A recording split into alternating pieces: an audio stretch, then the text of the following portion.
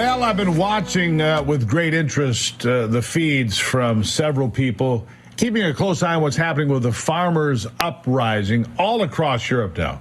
The farmers' resistance growing across the European Union, more and more tractors and farmers participating in blockades in Paris, Brussels, the Netherlands, Germany still. The European Union summit being held in Brussels today, where leaders just approved another $54 billion to Ukraine. Of course. Meanwhile, just outside, farmers have started lighting fires as they demand that these so-called leaders deal with domestic problems. Police have resorted to water cannons. Some say rubber bullets are flying to try to control the crowds, but farmers say we're not leaving until the elites stop blaming them for the climate scam and saddling the agriculture sector with additional environmental costs and raising diesel taxes and so forth. Joining me live again for an update from London, former parliamentary candidate for the Brexit Party and the founder of Freedom Train International, Jim Ferguson. Jim, good to see you again. Yes, absolutely. Nice to see you too, Steve. Thanks for having me on. And I encourage anyone who's wanting to keep up on what's happening. You're not seeing this much on the American corporate media. You're seeing it here. You're seeing it on social media. Thank God for Elon Musk. Otherwise, nobody would be seeing this very far as to what's happening. But several countries. All right, so we've got what's going on outside the EU building in Brussels, Belgium. You've got protests that are continuing in Paris, France. You've got them in Germany, the Netherlands, Lithuania. And you say tomorrow you're on your way to Ireland because they're joining the protest to say, leave the farmers alone. What's the latest, Jim? Well, I've just had some reports come in from contacts that I have in France, and the police officers that are in the more rural areas, they're known as gendarmes. They are being recalled back to the city areas because the Macron government is actually terrified at the scope and scale of these protests. So what we're seeing in Brussels today was quite unprecedented. We've seen the very heart of the European Union globalists' headquarters besieged by thousands of farmers, with what looked like a very few sparse number of police officers who were seriously outnumbered. They were trying to use water cannons to keep them back. But to be honest with you, the farmers were actually being quite good-natured. They were kind of laughing at them. They've got these tiny little barricades in place, and they've got these monstrous tractors. They were outnumbered by about 1,000 to 30. And if the farmers had wanted to go in there, they would have stopped them. But I think what's really happening is there is actually fear within the globalist ranks. All across the European continent, they're seeing very, very large-scale protests, Steve, unlike anything we've ever seen before. And they're terrified. I really think they're really frightened.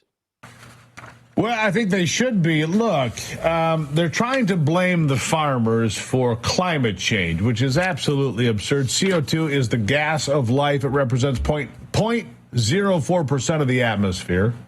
CO2 creates life. It creates biomass. Any first-grade science student can tell you that. But they're attacking the farmers. And I want you to weigh in on this. I've seen videos from France and Germany and some other places of supermarkets with empty shelves. Apparently, not only the farmers going to Paris and Brussels, they're not going to the shipping dock to send their goods to market. They're saying, you know what?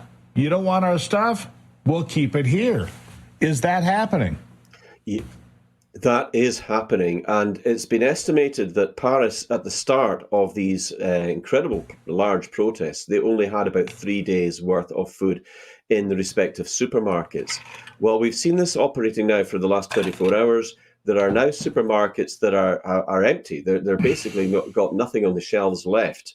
And if this continues for any length of time, this is most definitely going to cause a serious food shortage. But it's the globalists who launched the attack. Now, in France, we've seen a list of farmers, fairly heavy-handed by the police. That's no stranger to that in France because they are quite brutal. They did this with the Gilets jaunes, the Yellow Vest movement. But the big difference this time, Steve, is that the farmers have the heavy equipment. They can put up police barricades. They can even put up armoured vehicles to try and stop them. But these massive heavy tractors can push them out the way.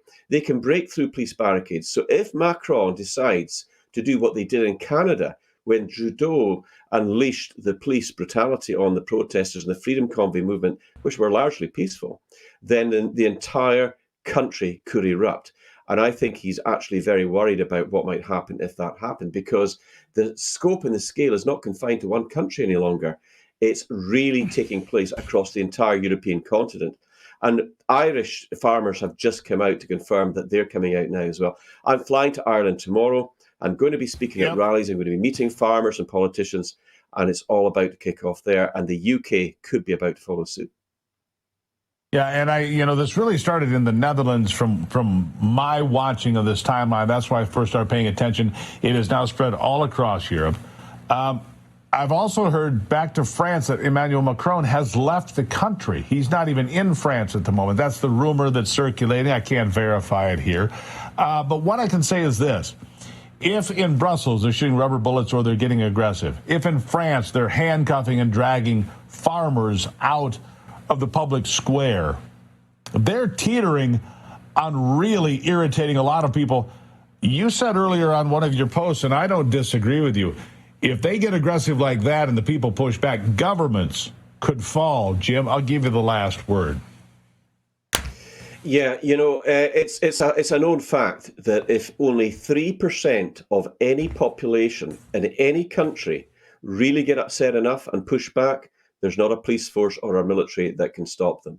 And in France, that figure would be far, far greater than 3%. I think the entire country is on the side of the farmers, not just in France, not just in Brussels, but across the entire European continent and indeed the world. And Freedom Train International is supporting them. Our members are growing by thousands every day as people flock to the resistance that is building internationally. And we're starting to see this happening in greater numbers. People want the farmers to be supported. They work very hard, Steve. And I don't think they're asking for that much. But the globalists, so far, don't seem to be trying to reach out. They're just asking to be left alone with a modicum of respect for the work that they do to put food on the table for millions, make that billions of people around the planet. Jim, it's not asking too much. All right, so we look forward to hearing from you after you return from Ireland.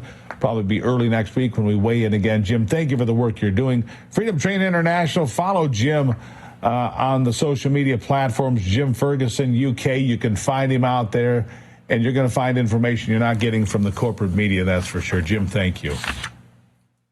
Thank you, Steve.